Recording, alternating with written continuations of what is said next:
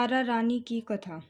माता के जगराते में महारानी तारा देवी की कथा कहने व सुनने की परंपरा प्राचीन काल से चली आई है।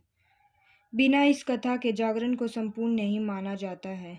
यद्यपि पुराणों और ऐतिहासिक पुस्तकों में कोई उल्लेख नहीं है, तथापि माता के प्रत्येक जागरण में इसको सम्मिलित करने का परंपरागत विधान है। कथा इस प्रकार है। राजा स्पर्श माँ भगवती का पुजारी था। दिन रात माई की पूजा करता था। माँ ने भी उसे राजपाट, धन दौलत, ऐशो आराम के सभी साधन दिए थे। कमी थी तो सिर्फ यह कि उसके घर में कोई संतान न थी। यही गम उसे दिन रात सताता।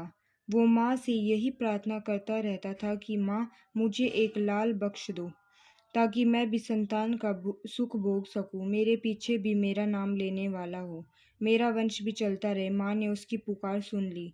एक दिन माँ ने आकर राजा को स्वप्न में दर्शन दिए और कहा, हे राजन, मैं तेरी भक्ति से बहुत प्रसन्न हूँ और तुझे वरदान देती हूँ कि तेरे घर में 2 कन्याएं जन्म लेंगी। कुछ समय के बाद राजा के घर में एक कन्या ने जन्म लिया। राजा ने अपने राज दरबारियों को बुलाया, पंडितों व ज्योतिषों को बुलवाया और बच्ची की जन्म कुंडली तैयार करने का हुक्म दिया। पंडित तथा ज्योतिषियों ने उस बच्ची की जन्म कुंडली तैयार की और कहा, हे राजन, यह कन्या तो साक्षात देवी है। यह कन्या जहाँ भी कदम रखेगी वहाँ खुशियाँ ही खुशियाँ होगी। यह कन्या भी भगवती की पुजारिन होगी। उस कन्या का नाम तारा रखा गया। थोड़े समय बाद राजा के घर वरदान के अनुसार एक और कन्या ने जन्म लिया। मंगलवार का दिन था। पंडितों और ज्योतिषियों ने जब जन्म कुंडली तैयार की तो उदास हो गए। राजा ने उदासी का कारण पूछा तो वे कहने लगे, महाराज, यह कन्या आपके लिए शुभ नहीं है। राजा ने उदास होकर ज्योतिषियों से पूछा कि मैंने ऐसे कौन से बुरे कर्म किए हैं जो इस कन्या ने मेरे घर जन्म लिया है। उस समय ज्योतिषियों ने अपनी ज्योतिष लगाकर बताया। कहने लगे कि ये दोनों कन्याएं जिन्होंने आपके घर में जन्म लिया है, पिछले जन्म में राजा इंद्र की अप्सराएं थीं। इन्होंने सोचा कि हम भी मृत्युलोक में भ्रमण करें तथा देखें कि मृत्युलोक पर लोग किस तरह रहते हैं। दोनों ने मृत्युलोक पर एकादशी का व्रत रखा। बड़ी बहन का नाम तारा था, छोटी का नाम रुकमन था। बड़ी बहन तारा ने अपनी छोटी बहन से कहा कि रुकमन, आज एकादशी का व्रत है, हम लोगों ने आज भोजन नहीं खाना, तू बाजार जाकर फल ले आ। रुकमन बाजार फल लेने के लिए गई। वहां उसने मछली के पकोड़े बनते देखे। उसने अपने पैसों के तो पकोड़े खा लिए तथा तारा के लिए फल लेकर वापस आ गई। फल उसने तारा को दे दिए। तारा ने पूछा कि तू अपने लिए फल क्यों नहीं लाई। रुकमन ने बताया कि उनके पकोड़े खाए हैं। उसी तारा ने श्राप दिया, जा नीच, तूने एकादशी के दिन मांस खाया है, नीचों का कर्म किया है, जा मैं तुझे शाप देती हूँ, तू नीचों की जून पाएगी। छिपकली बनकर सारी उम्र मांस ही कीड़े मकोड़े खाती रही। उसी शहर में एक ऋषि गुरु गोरख अपने शिष्यों के साथ रहते थे। उनके शिष्यों में एक चेला तेज स्वभाव का था तथा घमंडी था। एक दिन वो घमंडी शिष्य पानी की कमंडल भरकर खुले स्थान में एकांत में जाकर तपस्या पर बैठ गया। वो अपनी तपस्या में लीन था। उसी समय उधर एक प्यासी कपिला गाय आ गई। उस ऋषि के पास पड़े कमंडल में पानी पीने के लिए उसने मुंह डाला और सारा पानी पी गई। जब कपिता गाय ने मुंह बाहर निकाला तो खाली कमंडल की आवाज़ सुनकर उस ऋषि की समाधि टूटी। उसने देखा कि गाय ने सारा पानी पी लिया था। ऋषि ने गुस्से में आकर उस कपिला गाय को बहुत बुरी तरह चिमटे से मारा। वह गाय लहूलुहान हो गई। यह खबर गुरु गोरख को मिली। उन्होंने जब कपिला गाय की हालत देखी तो उस ऋषि को बहुत बुरा भला कहा और उसी वक्त आश्रम से निकाल दिया। गुरु गोरख ने गाय माता पर किए गए पाप से छुटकारा पाने के लिए कुछ समय बाद एक यज्ञ रचाया। इस यज्ञ का पता उस शिष्य को भी चल गया। उसने कपिला गाय को मारा था। उसने सोचा कि वह अपने अपमान का बदला जरूर लेगा। यज्ञ शुरू हो गया। उस चेले ने एक पक्षी का रूप धारण किया और चोंच में सर्प लेकर भंडारे में फेंक दिया, जिसका किसी को पता न चला। एक छिपकली, जो पिछले जन्म में तारा देवी की छोटी बहन थी तथा बहन के शाप को स्वीकार कर छिपकली बनी थी, सर्प को भंडारे में गिरता देख रही थी। उसे त्याग व परोपकार की शिक्षा अब तक याद थी। वह भंडारा होने तक घर की दीवार पर चिपकी रही, समय की प्रतीक्षा करती रही। कई लोगों के प्राण बचाने हेतु उसने अपने प्राण न्यौछावर कर लेने का मन ही मन निश्चय किया। अब खीर भंडारे में दी जाने वाली थी। बांटने वालों की आंखों के सामने वह छिपकली दीवार से कूदकर कढ़ाई में जा गिरी। नादान लोग छिपकली को बुरा भला कहते हुए खीर की कढ़ाई को खाली करने लगे। उन्होंने उसमें मरे हुए सांप को देखा। तब सबको मालूम हुआ कि छिपकली ने अपने प्राण देकर उन सबके प्राणों की रक्षा की है।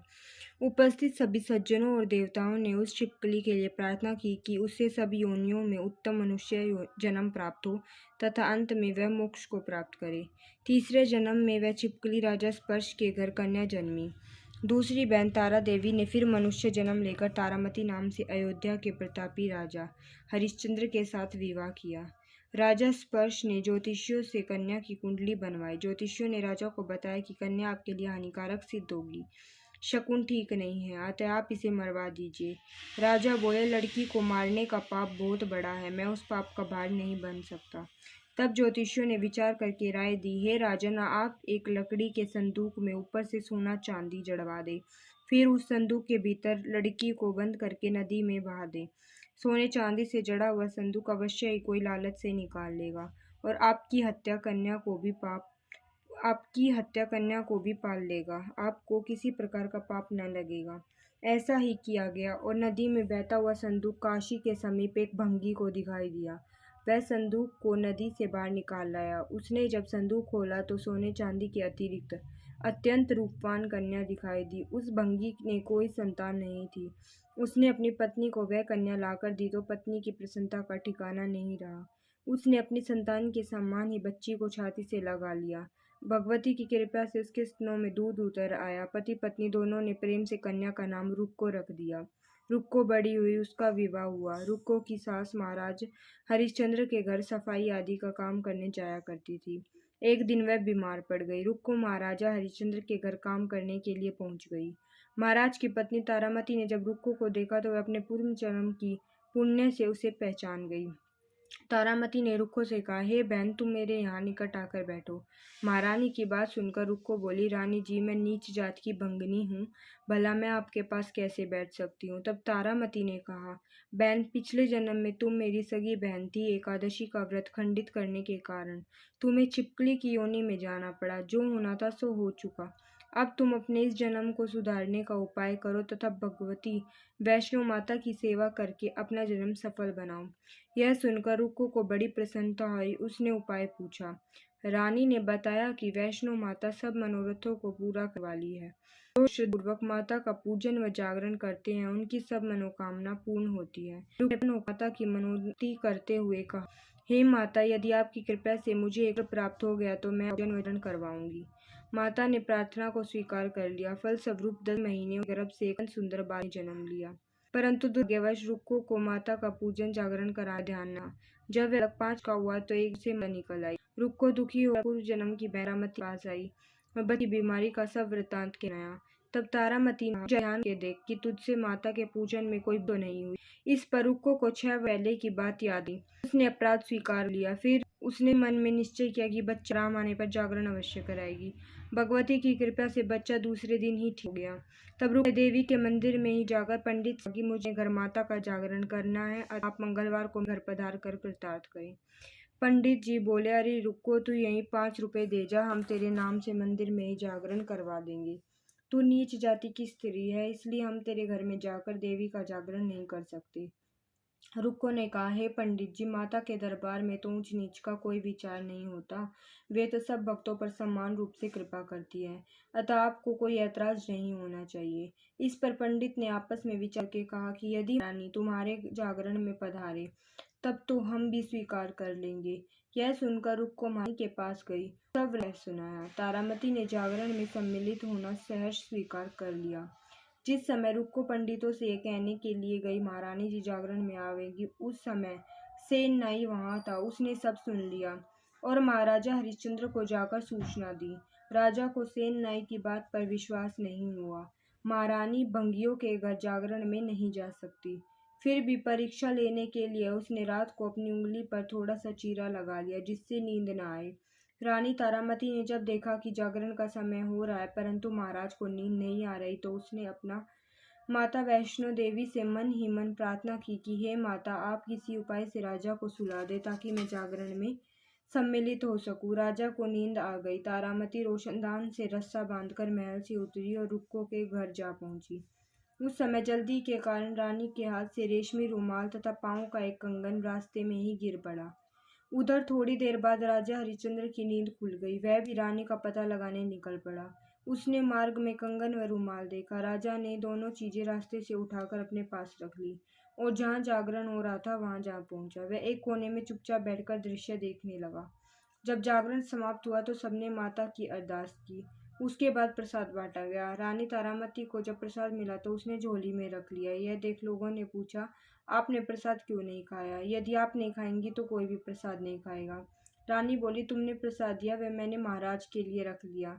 अब मुझे मेरा प्रसाद दे दो। अब की बार प्रसाद ने तारा ने खा लिया। इसके बाद सब भक्तों ने माँ का प्रसाद खाया। इस प्रकार जागरण समाप्त करके प्रसाद खाने के पश्चात रानी तारामती महल की तरफ चली। तब राजा ने आगे बढ़कर रास्ता रोक लिया और कहा, तूने नीचों के घर का प्रसाद खा अपना धर्म भ्रष्ट कर लिया। अब मैं तुम्हें अपने घर कैसे रखूं? तूने तो कुल की मर्यादा व प्रतिष्ठा का भी ध्यान नहीं रखा। जो प्रसाद तू अपनी झोली में मेरे लिए लाई है उसे खिला। मुझे भी तू अपवित्र करना चाहती है। ऐसा कहते हुए जब राजा ने झोली की ओर देखा तो भगवती की कृपा से प्रसाद के स्थान पर उसमें चंपा, गुलाब, गेंदे के फूल, कच्चे चावल और सुपारियां दिखाई दी। यह चमत्कार देख राजा आश्चर्यचकित रह गया। राजा हरिश्चंद्र रानी तारा को साथ ले महल लौट आए। वहीं रानी ने ज्वाला मैया की शक्ति से बिना माचिस या चकमक पत्थर की सहायता के राजा को अग्नि प्रज्वलित करके दिखाई, जिसे देखकर राजा का आश्चर्य और बढ़ गया। रानी बोली, प्रत्यक्ष दर्शन पाने के लिए बहुत बड़ा त्याग होना चाहिए। यदि आप अपने पुत्र रोहिताश्व की बलि दे तो आपकी दुर्गा के प्रत्यक्ष दर्शन हो जाएंगे। राजा के मन में तो देवी के दर्शन की लगन हो गई थी। राजा ने पुत्र मोह त्याग कर रोहिताश्व का सिर देवी को अर्पण कर दिया। ऐसी सच्ची श्रद्धा व विश्वास देख दुर्गा माता सिंह पर सवार हो उसी समय प्रकट हो गई और राजा हरिश्चंद्र दर्शन करके कृतार्थ हो गए। मरा हुआ पुत्र भी जीवित हो गया। चमत्कार देख राजा हरिश्चंद्र गदगद हो गए। उन्होंने विधि पूर्वक माता का पूजन करके अपराधों की क्षमा मांगी। इसके बाद सुखी रहने का आशीर्वाद दे माता अंतर्ध्यान हो गई। राजा ने तारा रानी की भक्ति की प्रशंसा करते हुए कहा, तारा तुम्हारे आचरण से अति प्रसन्न हूँ। मेरे धन्य भाग जो तुम मुझे पत्नी रूप में प्राप्त हुई। आयु पर्यंत सुख भोगने के पश्चात राजा हरिश्चंद्र, रानी तारा एवं रुक्मन भंगिन तीनों ही मनुष्य योनि से छूटकर देवलोक को प्राप्त हुए। माता के जागरण में तारा रानी की कथा को जो मनुष्य भी भक्ति पूर्वक पढ़ता है या सुनता है उसकी सभी मनोकामनाएं पूर्ण होती है, सुख समृद्धि बढ़ती है, शत्रुओं का नाश होता है। इस कथा के बिना माता का जागरण पूरा नहीं माना जाता। बोलो साचे दरबार की जय।